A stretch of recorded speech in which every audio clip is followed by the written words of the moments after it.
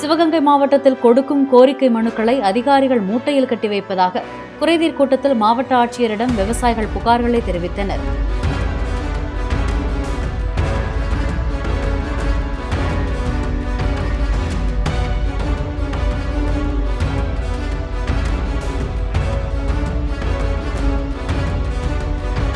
அதிகாரிகள் இப்படி நடந்தால் அரசு எப்படி செயல்படும் என கேள்வி எழுப்பிய ஆட்சியர் ஆஷா அஜித் உரிய நடவடிக்கை எடுக்கப்படும் என்றார்.